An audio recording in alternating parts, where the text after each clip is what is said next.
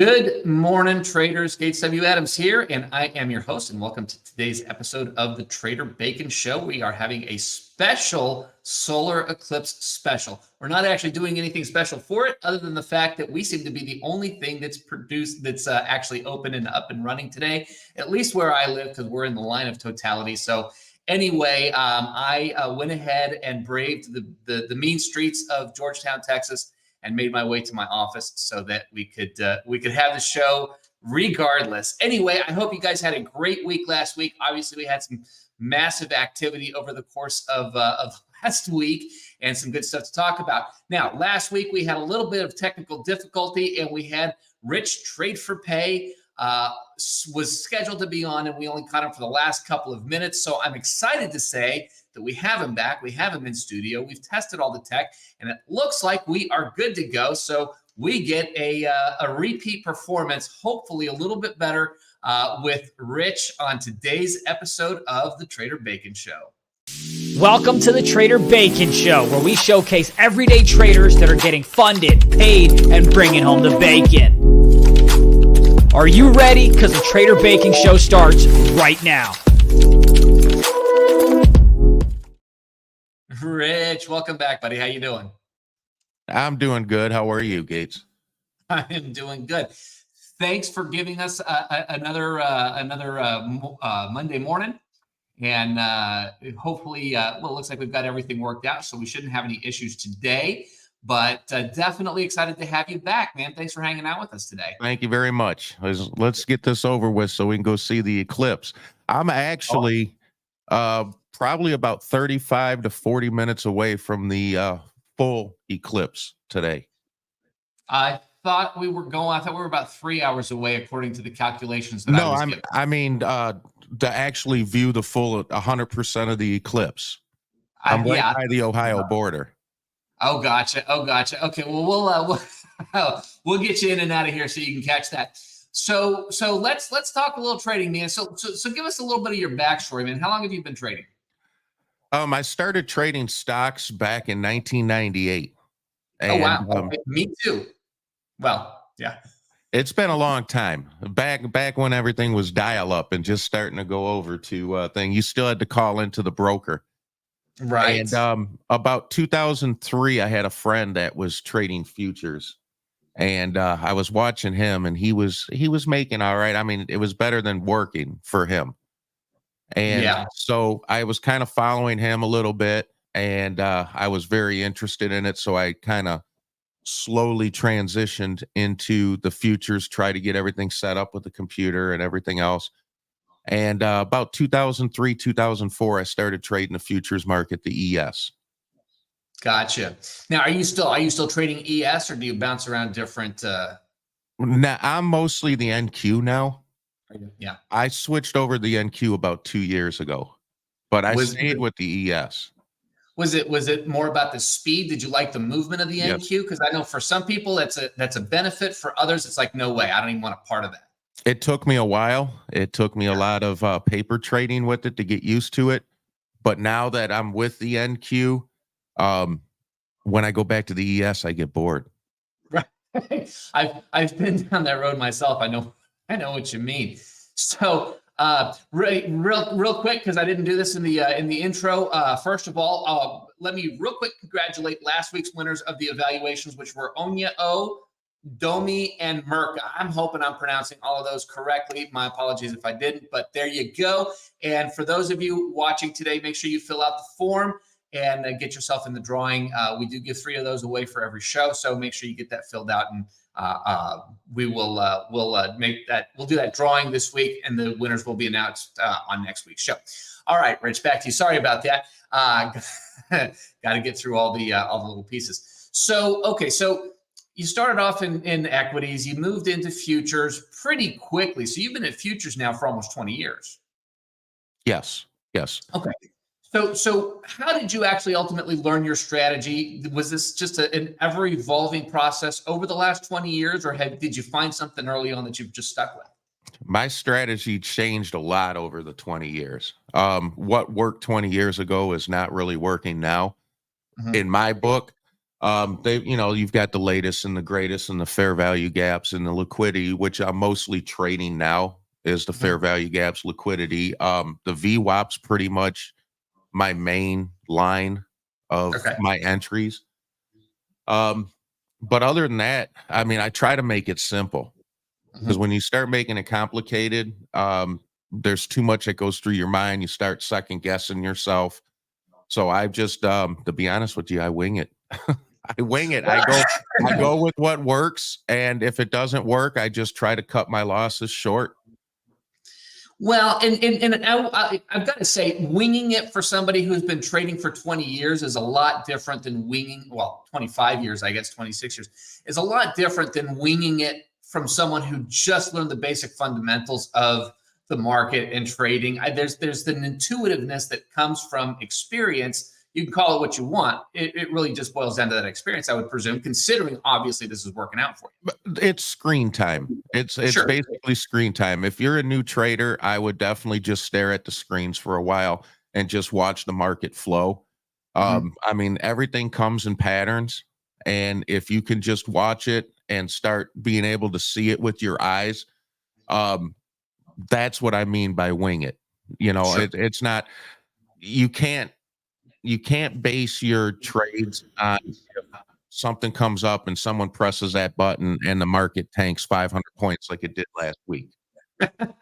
Yeah, I know you asked me if I caught any of that. I had a snafu last week, so I was not trading the latter part of last week, and I missed that whole move. So bummer on my part, I guess. But that's the nature of trading. Is it doesn't always happen when you want, how you want, and Yeah, I mean, at that point, if you were in a short, and if you saw on the chart last week when that happened, you were at a double top.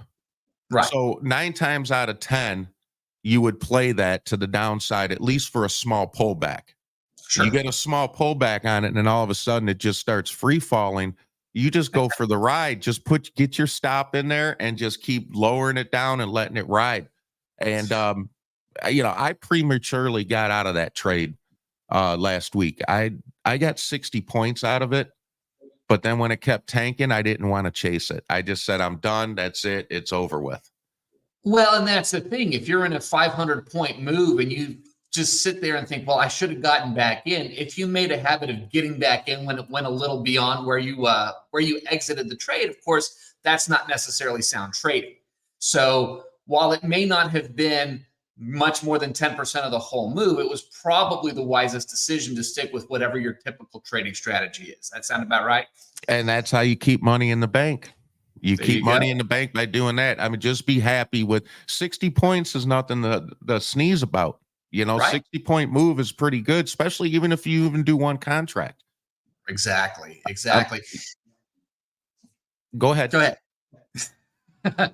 So I was going to ask you a little bit about your routine going into trading, because it sounds like you're trading some of just the pretty simple side of price action. You've got your fair value gap. You're looking at the VWAP. What kind of prep do you do going into your trading day? I'm always looking at the 1 hour chart, Okay. the 15-minute chart, and then, like I said, I base my trades on the 5-minute and the 3-minute. Okay.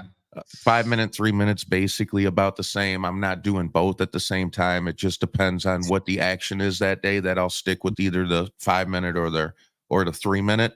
But I base my levels on the 1 hour, the hourly, and then on the 15s, and I will draw my trend lines on the hourly. And then when you switch to the 15s, obviously your trend lines are going to be there. And if they start coinciding with each other, you basically have your levels. And I just basically go with the liquidity and the market flow at that point. Yeah. Now, obviously, a good time to start, as we like to do on the show, take a look at some of those charts and just get more of a visual of what it is that you're looking for. And we can take a look at, however that looks for you, if we can go ahead and get those pulled up.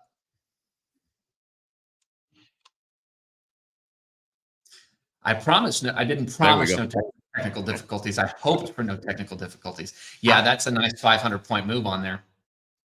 I would, I don't usually pay attention to all these other specific lines. I'm looking at the pivot points, and Okay. the VWAP at the point, with this, and then the fair value gaps are in here.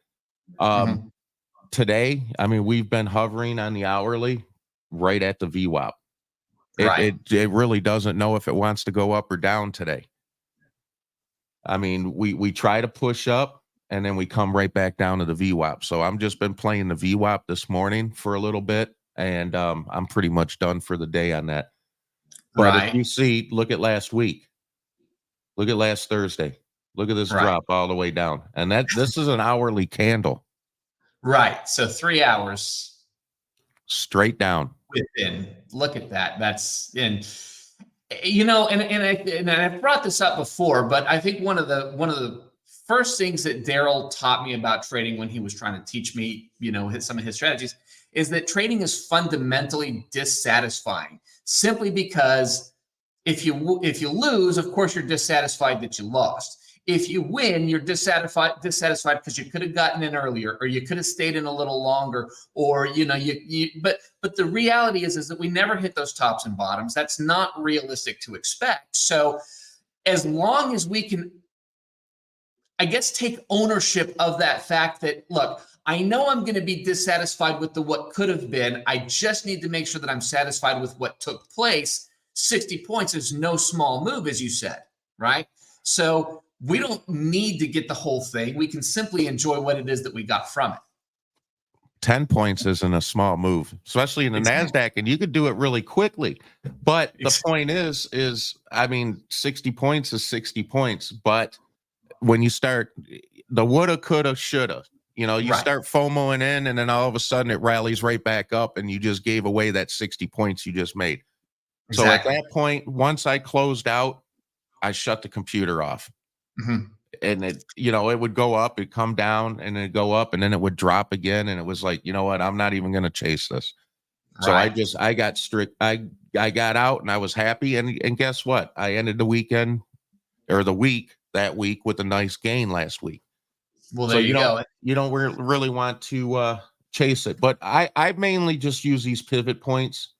Mhm. I'll draw in my trend lines, before the market opens. I'll have my high and low on the 15-minute candle or the hourly candle and see what the break of structure is once the market opens up the first 15 minutes. I try not to get in a trade at the open because it's just so volatile, but I kind of let it level out, and then I'll start playing, what I need to do on my Right. levels.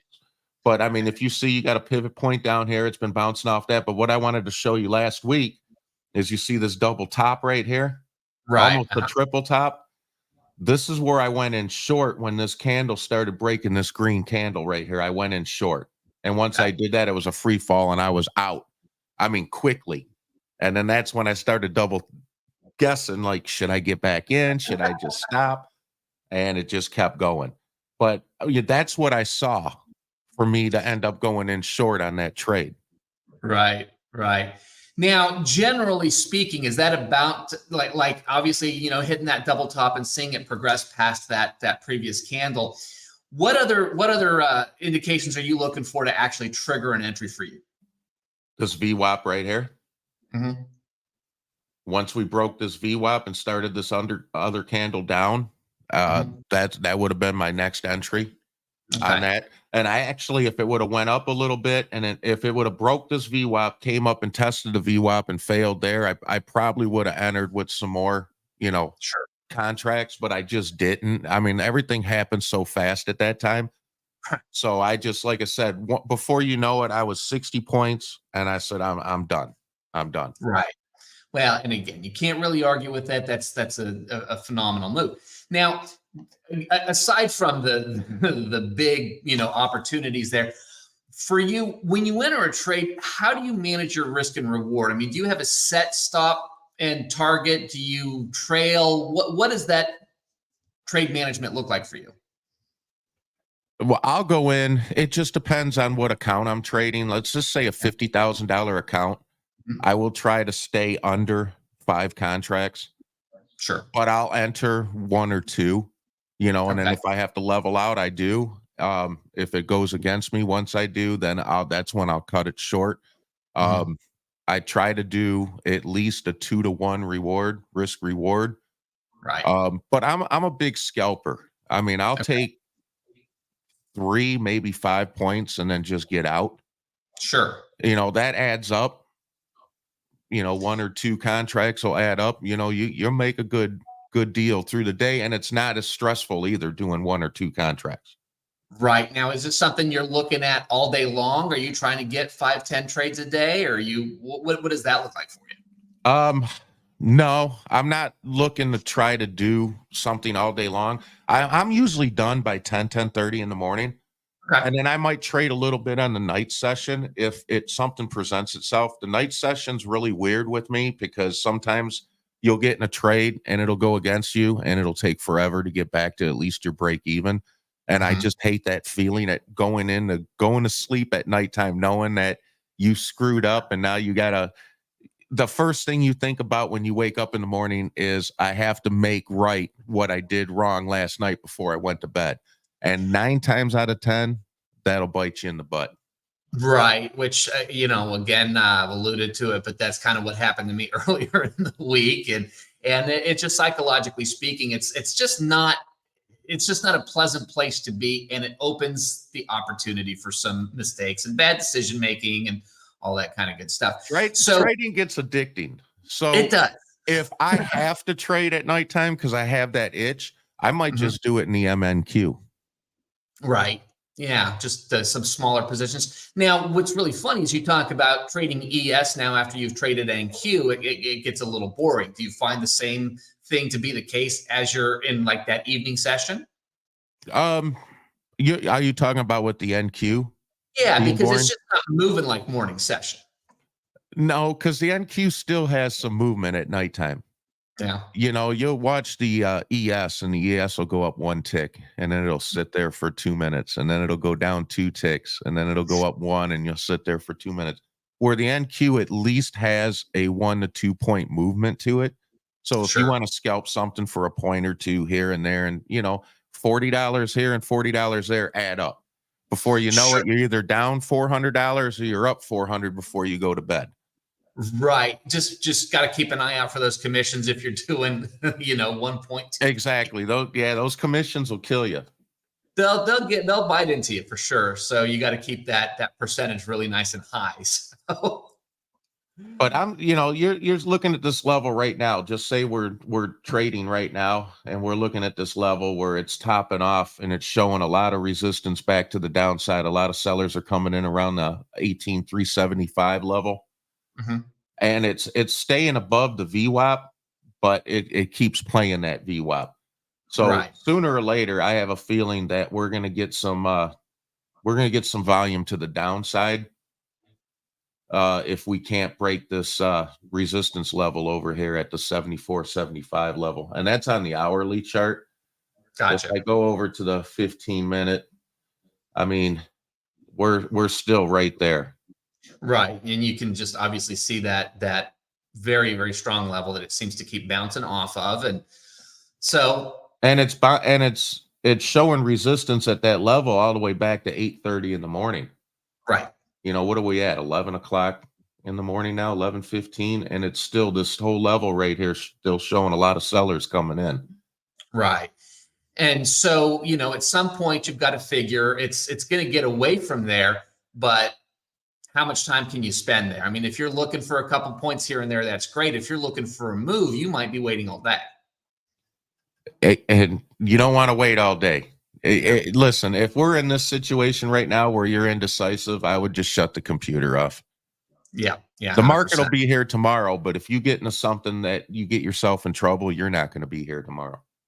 Right. Well, and again, it's just one of those things where the emotion it's just too powerful for most people, and it gets us for sure in trouble. So let me ask you this, because and I love to ask us this because I know this is something that I still struggle with. I know that this is something that a lot of traders that I talk to struggle with. Really is that emotional response. Let's call it a reaction because it's not really a response. So aside from just 20 years in the chart, what have you done to help manage some of the psychological mind game that goes, the mindset that is a big part of trading? How's that look for you? I'm battling them demons every day still. Oh, come on. After Every 20 day. years still? Yeah, 20 years, I'm still battling them. You have to know when to sit on your hand. If don't chase the market. Right. You got to write your rules down. It's just Mhm. like a trading journal. Just keep a journal, write your rules down, and try not to break those rules. Right. Try Um, not. try not to. If you get yourself into trouble and you finally get yourself out of the trade, get up and walk away for a little while. And sometimes that's the hardest thing because you might walk away and then you start thinking it's going to go my way. It's going to go my way. Right. And you come back and you get right back into it. Your risk and reward, you have to keep it very tight, Mhm. especially when you're doing these trailing drawdowns and these evaluations and Of course. PAs. Right. Um, and greed. Don't be greedy. Right. Like I said, that 60-point move, I had that greed in my head thinking, I just got to get back in. You start chasing the market like that. And like I said, I could have got in and took it short again, and it would have ripped up 60 points. Right. Pigs get fat and hogs get slaughtered, right? That's it. And what did I tell you the other day? I mean, if you're turning around, and am I allowed to swear on here? Probably not. And we probably should steer clear Yeah, of that. don't eat like a bird and poop like an elephant. All There right. you go. Don't make $250 and then think that you're going to get in and start getting greedy, and then the trade goes against you and it starts tanking 10 points and you level out, and it tanks another 10 points and you level out, and then you just let it ride until you drain your account or hit your drawdown. That's pooping like an elephant. Eating like a Right. bird, you're getting 2 or 3 points, and then you're not taking the full profits out of it. And then when it goes against you, you're just riding it until you drain your account. Well, And and I think that's where we all start. We'll see like, oh man, I'm up 150 bucks, I'm up 200 bucks, I'm up 75 bucks, whatever. And then you have that one bad day and it's down like 800 or 900 bucks. It's like, that's all of it plus some. And plus some. And mostly people, it's not $800. It's right. It's usually 2,000. the account. Yeah, it's usually the whole account, which none of It's us has hard. ever been there, but of course, I'm sure it's happened to somebody, right? Yeah, it never happened to me before. No, not at all. And just a quick reminder, guys, folks, we have the form to fill out to get in the drawing for the evaluations. Make sure you get those filled out. We will be doing those here and getting those winners emailed by the end of the week. So, Rich, what does trading look like for you now? Is how big of a component is this in your world? I mean, is this what you do for a living, or is this sort of still a side gig for you? No, this is full time for me. This is it. This is it. How long has this been your primary source of income? 2015. Okay, so we got almost a decade at this point. So it's fair to say that obviously this is working out for you. So what has being a full-time trader done for your lifestyle? It turned me gray real fast. Real Well, fast. Some of us would settle for some gray. I write my own check. I choose my own destiny. It's Yeah. almost like prison time. You can choose hard time or easy time. You choose your destiny. Like I said, when you were talking $250 a day, a lot of people that work 8 hours a day and commute back and forth to work and told what to do, when to take a cigarette break, when to have lunch. After taxes, they make $250 or less a day nowadays. Yeah. Oh, absolutely. So I always tell traders, if you can do that trading and say the market opens up at 9:30 and you're already $250 up at 9:45, go enjoy your day. Yeah. You just made what most people made in 15 minutes and they're still at work since 6 a.m. So enjoy it. For sure. Now, has this become something where you've changed your lifestyle? Do you have more free time? Do you do more traveling? What does this look like for you as far as that goes? I have a lot more free time. As a matter of fact, I have so much free time that I picked up a part-time job just to get out of the house. Did you How really? about that? Yes. I work down at the ballpark and Little Caesars Arena and stuff for the Red Wings and the Tigers. Huh. So I get out a couple days a week and I'll go work at the ballpark or the ice rink or whatever for a little while. And it's fun for me. You know, you get to Yeah. meet people and the players and celebrities and stuff like that and have fun. Sure. So I get out, I do a lot of traveling. Well, at least I try. I go to Vegas a couple times a year, the Traders Expo in New York. When it gets cold outside, I try to go to Florida, but I mean, it's hard. I've got things to do around here. But it's beats 100% being stuck at work for 8 hours. Right. You know, and there's always that balance. You know, for the longest time, I've been working from home, and I decided I need a little more space, and I got my office/studio, and so I intentionally gave myself a commute, but it's a super short one, and there's nobody else here, and there's significant value in that for me. But you know, that said, you know, a lot of these things that we're talking about. Now, when you travel, like if you go away for a week, will you take the laptop and trade while you're away, or will you shut it off for that week? No, I usually take my laptop with me. Yeah. Will I trade every single day? No, I don't. I go from all these screens and a desktop that I'm used to, and then go to a laptop. I feel naked or something's missing when I'm Right. trading. So when I trade, I might just trade the MNQs when I'm out on the road. At least if I can make something, at least I'm making up for what I'm paying while I'm on that trip. Yeah, and I think that's the mindset that a lot of people like try to take is, hey, I'm going to pay for the trip while I'm on the trip. And I know a lot of people do that successfully, consistently.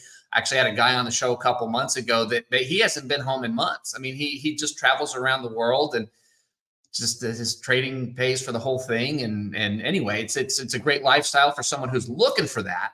But you know, that's not necessarily what everybody's looking for. And I think psychologically speaking, there's the opposite side of the coin, which is I'm on vacation. That means I don't want to trade. I don't want to stare at the screens. I don't want to do all this stuff. Yeah, I wouldn't stare at them all the time, but there's nothing like having a nice cup of coffee on a balcony in front of the ocean with your laptop flipped up. The addiction is real, isn't it, Rich? I will warn you, do not do it on Wi-Fi. Make sure you have a cord long enough to plug directly into your internet connection, because that Wi-Fi will kill your account as well. I've seen that, had that happen, and heard story after story after story. Great advice there. Well, I just want to wrap. Go ahead. No, go ahead. I just going to say, I want to go ahead and start wrapping things up here. We're getting ready for to end the show. So we've got a great show coming back up for next week. Hopefully we've got most of the technical difficulties cleaned up and looking good. So looking forward to that. Make sure you fill out the form and get entered for one of those, entered for the drawing for one of those evaluations. If you don't win or you want some more, make sure to go to Apex Trader Funding. Use promo code Benzinga for the best prices available. Currently, Apex is doing 80% off all evaluations and half price resets, and 1 day to pass all month long, the month of April. So take full advantage of that. If that fits your trading style, I will throw out that caveat. Take it for what you will. Rich, man, it's been a pleasure having you on here. Finally got a chance to get a full show with you. So thank you for that, and thank you for spending another Monday with us. And for the rest of you all, I appreciate you guys.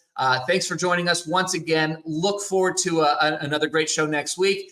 Everybody, enjoy the eclipse. Make sure you take care of your eyes, have fun, and be careful. Be safe out there, and we'll see you guys next Monday.